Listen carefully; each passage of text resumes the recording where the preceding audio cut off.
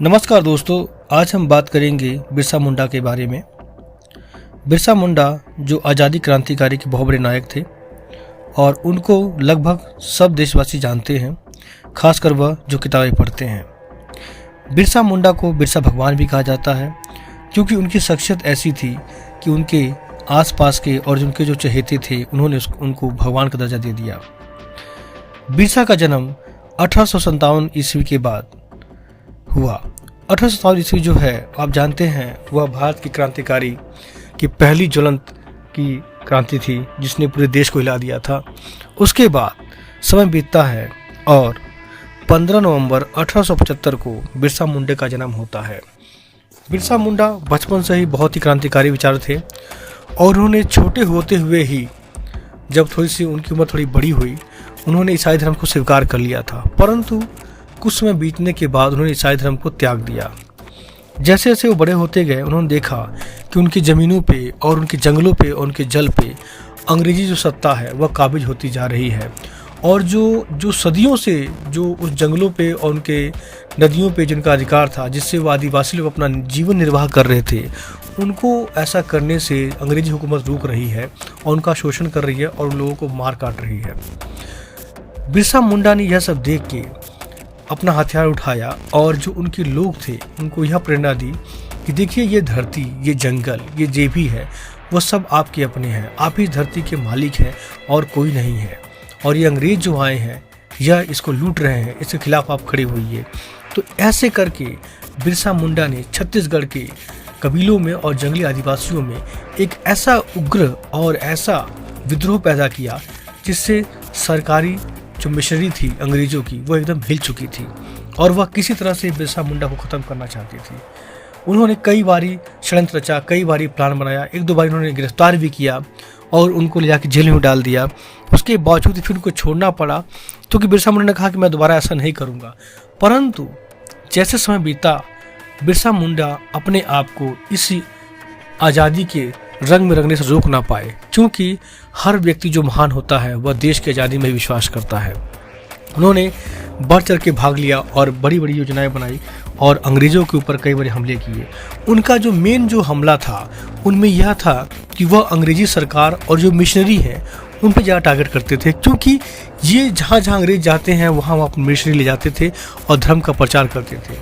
बिरसा मुंडा को यह पता चल गया था कि जो ईसाई मिशनरी है वह सिर्फ लोगों को बेवकूफ़ बनाते हैं और धर्म परिवर्तन कराते हैं और हमारे देश से जो असली जो मुद्दे हैं उनको भटकाते हैं और जो उनके संसाधन हैं उन पर कब्जा करते हैं। उन्होंने कई पादरियों पर हमला भी किया।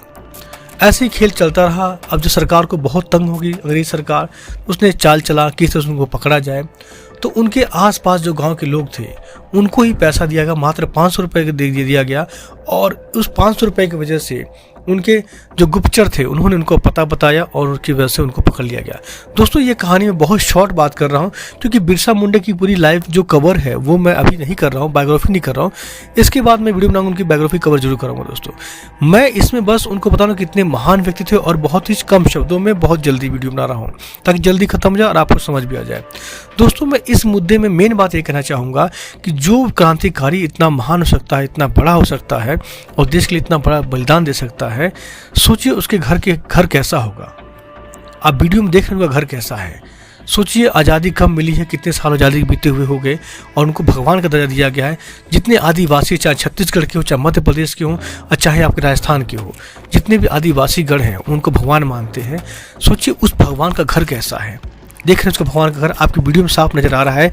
आप देख रहे हैं उनका घर अभी भी कच्चा है और उनके जो वंशज हैं अभी देखिए धक्के खा रहे हैं। देखिए ये उनकी घर की लड़की है, क्या कर रही है, सब्जी बेच रही है, सब्जी बेच के अपना घर निर्वाह कर रही है। सोचिए हमारे देश का ये हाल है। और देखिए ये जो हाल है ये किसकी देन है, ये अंधी सत्ता की देन है।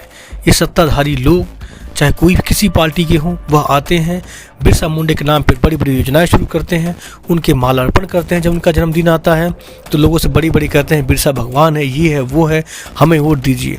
परंतु अगर उनको वाकई में इसकी चिंता होती तो सोचिए उनके वंशजों का क्या हाल होता। उनके वंशों को ध्यान दिया जाता, कम से कम उनको नौकरी दे दी जाती ताकि वो अपना जीवन निर्वाह कर सके। परंतु दोस्तों सरकार ने इस तरफ कभी ध्यान नहीं दिया। आप सामने वीडियो में देख रहे हैं कैसा उनका हालात देखिए कैसे है। उनके हालात एकदम बस से बदतर है। और सरकार जब भी उनकी जयंती आती है तो देखिए कैसे कपड़े पहना दिए गए चमका के। और उससे पहले आपने देखा भी कैसे कपड़े थे उनके पास, कपड़े तक जो सही से पहनने कपड़े तक नहीं थे। जब जयंती आई सरकार ने क्या किया, एक अच्छा खासा कपड़ा दे दिया और उनको पहना दिया ताकि लोग दिखे कि हाँ हम बहुत कुछ कर रहे हैं।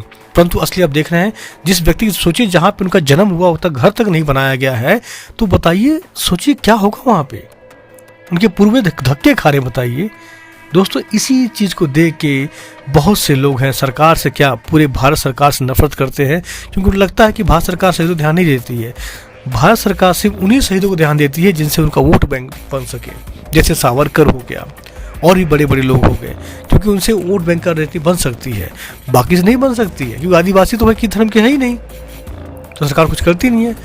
अब दोस्तों मैं इसका दूसरा पक्ष रखना चाहूँगा। जिस आदिवासी समाज से आते हैं बिरसा मुंडे, सोचिए बिरसा मुंडे ने अपने समय पे ही ईसाई धर्म को छोड़ दिया था, परंतु आज वर्तमान में वहाँ पे छत्तीसगढ़ में जितने आदिवासी हैं लगभग 50% आदिवासी आज ईसाई बने हुए हैं। जो लोग हिंदू का नाम लगाते हैं जय श्री राम, क्या वो लोग इस तरफ ध्यान नहीं दे सकते हैं? क्या उनको नहीं चाहिए कि भाई जो आदिवासी हैं इनको रोका जाए, किसी को बचाया जाए, जो उनकी ज़रूरतें हैं, रोटी है, पानी है, कपड़ा है, मकान है, शिक्षा है, वर्तमान की ज़रूरतें हैं, उनको दिया जाए, तो नहीं दे पा रहे हैं। और दोस्तों ना देने की वजह का नतीजा ये होगा, जो खासकर ईसाई मिशनरियाँ हैं वह इन पे पास जा के धन का लोभन दे के कुछ छोटे मोटे चमत्कार दिखा के इनको मतलब उनको बहका के उनको ईसाई धर्म में परिवर्तन करा लिया गया है। जहाँ सोचिए कि उनके मुंडा परिवार के जो मुंडा से जो जातीय जनजातियाँ हैं बताइए, उसमें से 50% लोग अपना ईसाई बन गए। बताइए ये कैसे हो गया? और यहाँ पर धर्म का डंका बज रहा है कि राम राज चल रहा है, ये चल रहा है, वो चल रहा है। आखिर राम राज चल रहा है तो राम जी कहाँ पर है? वहाँ पर राम जी अगर हैं तो उनको वहाँ ले जाइए और उनको किस तरह ठीक करिए, उनको कहिए अपने वापस धर्म में चले जाएँ।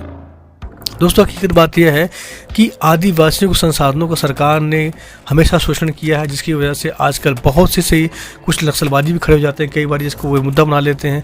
अगर हमारी सरकारें, अगर हमारी संस्थाएं हर गरीब को हर चीज़ को सही से मुहैया कराए, तो मैं कहता हूं कि कोई भी धर्म परिवर्तन नहीं करेगा, सब एक बन के रहेंगे।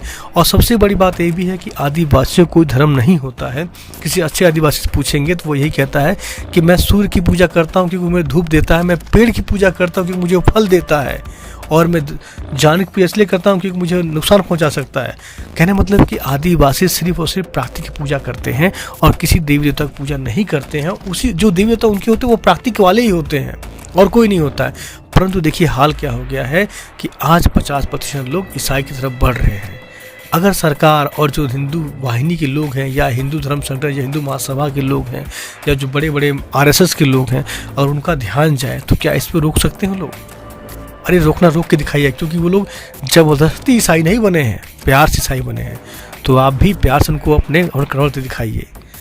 दोस्तों ये थी वीडियो और आप इसको लेसन कीजिए, समझिएगा कि क्रांतिकारी विचारधारा रखने वाले, इतना परिवर्तन, बड़े बड़े क्रांति करने वाले लोगों के घर का हाल ऐसा सरकार ने कर रखा हुआ है, तो सोचिए आम जनता क्या हाल होगा। दोस्तों मैं हूं आपका भारत और आप देख रहे दोस्तों भारत सवेरा। दोस्तों आपका समय शुभ हो। जय हिंद।